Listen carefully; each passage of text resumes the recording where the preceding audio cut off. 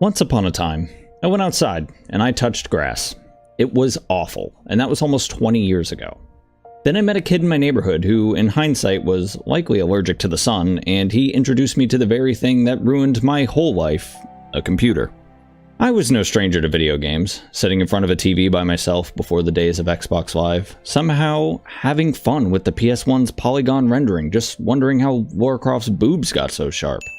But I had no understanding how a massive multiplayer game on the computer even worked until I logged in and saw the thousands and thousands of players running around Varrock, trimming armor and the likes.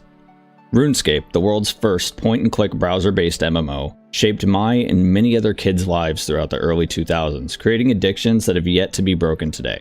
I mean, look at the 2007 Scape subreddit. Those guys need help. Anybody's ever heard of old school RuneScape? No, what's that? Now, I'm too scared to log in and actually check how many hours I have in RuneScape, but it's likely in the hundreds and hundreds of days between old school RuneScape and RuneScape 3. I fell in love with RuneScape because it was my first exposure to an MMO, when I had no idea what that actually even meant. But I stayed in love with RuneScape because of its uniqueness, and it's actually a really good game. I love the fact that there's something to do for anyone at any time in RuneScape.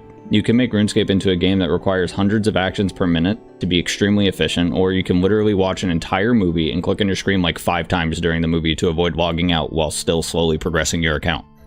The amount of content in RuneScape is literally overwhelming, but in a good way. However, RuneScape is an old game now, and regardless of how fantastic its history was, I think its time on top of the MMO world is long gone.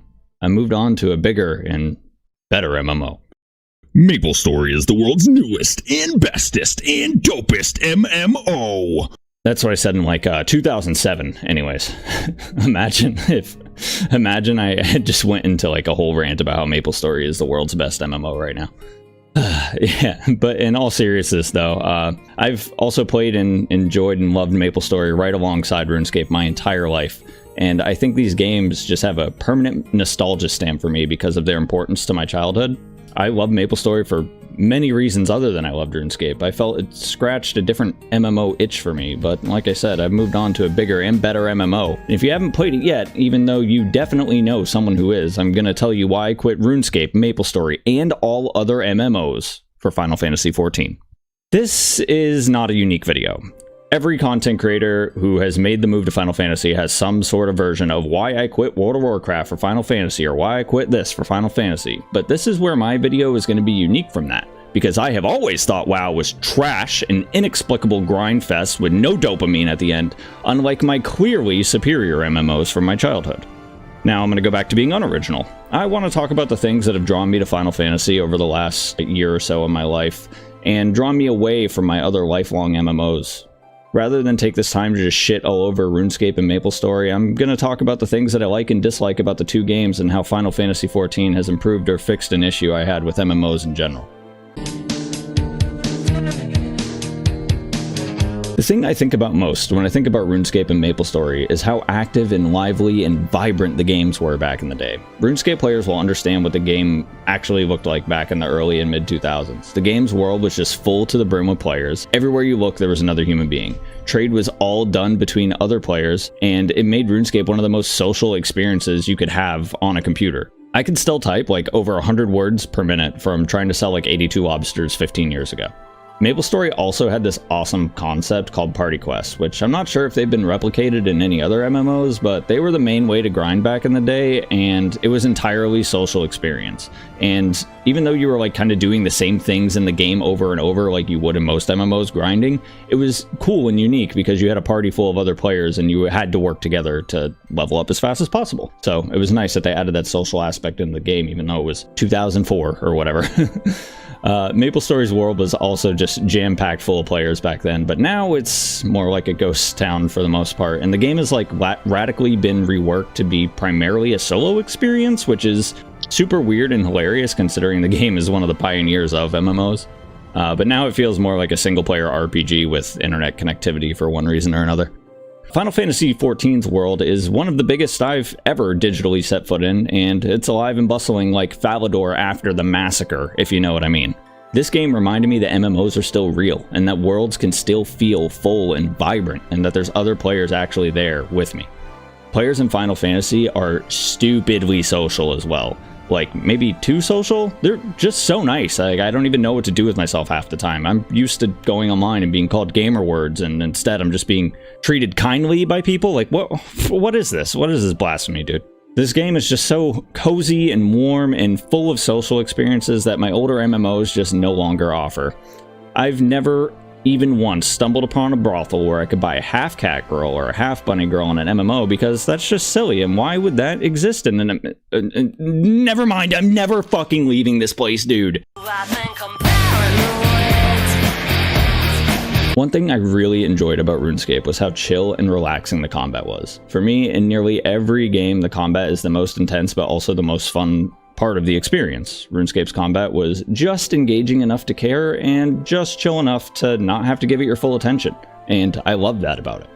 Old school MapleStory was similar. Depending on the content you were doing, there would be a lot of times spamming the same few skills and murdering every mob on a map, which also made for some chill grinding experiences.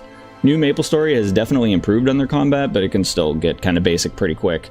Both RuneScape and MapleStory's combat were unique enough, but still left something to be desired just because of their simplicity. Don't get me wrong, Final Fantasy's combat isn't going to blow your doors off, okay? If you've played a modern MMO, you will know what to expect for the combat, but it's just straight up better than the combat in those older MMOs I loved. And this is the first time I'm personally experiencing proper MMO combat, and it feels great. One thing Final Fantasy does with the combat that I like is, even if you're not hitting your skill rotations perfectly, you're likely not going to be a detriment to your team, at least not much of a detriment. This is really nice for helping new players pick up the combat. For example, my wife just started playing Final Fantasy with me in the last few months, and she has never used a keyboard to game before. She has strictly been a controller gamer her entire life, and not once was I ever even worried about bringing her into a dungeon with other players or whatever, because the content you have to do to progress through the game just isn't that challenging. You don't need to be sweaty.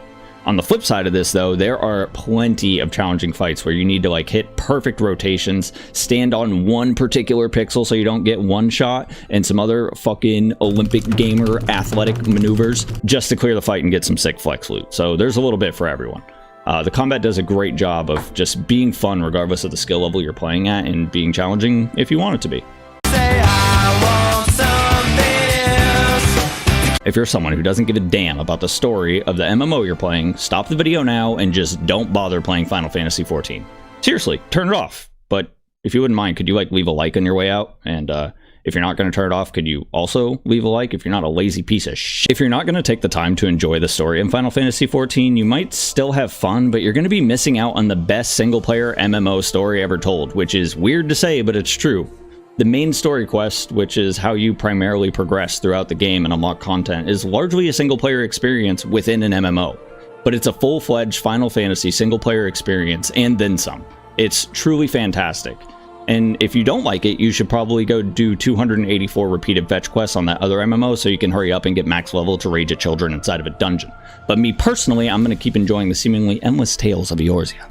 For the sake of the spirit of this video, let me just say that I'm not super well versed in either the lore of RuneScape or MapleStory, but I do know a bit about RuneScape 3's lore, and it's pretty damn good. However, I'm very confident in saying that Final Fantasy XIV's main story is leap and bounds better than the dialogue that questing can offer you in RuneScape.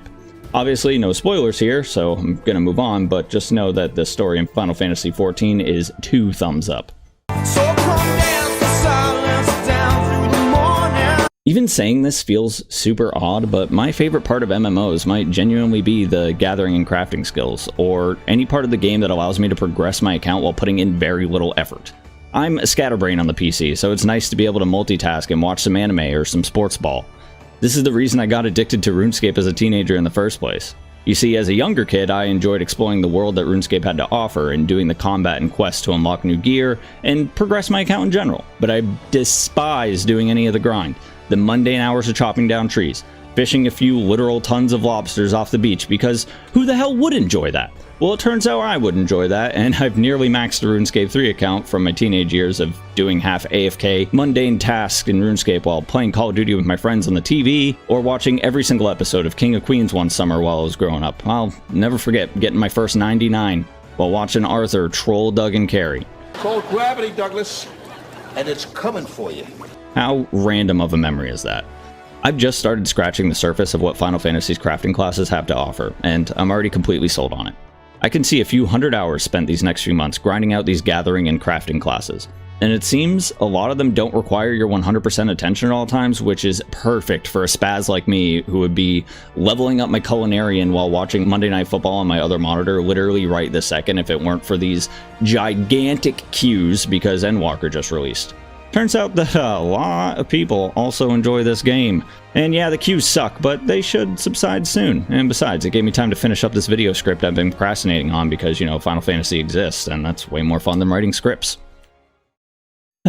Overall, RuneScape and MapleStory and Guns and every other game that I played before life got turned on hard mode and I had to grow up will always hold a special place in my heart and scratch a nostalgia itch that no new game will ever capture again. But objectively speaking, I think it's safe to say that Final Fantasy XIV is probably the best MMO in the market right now, and its wild explosion in the popularity in the last few years proves it.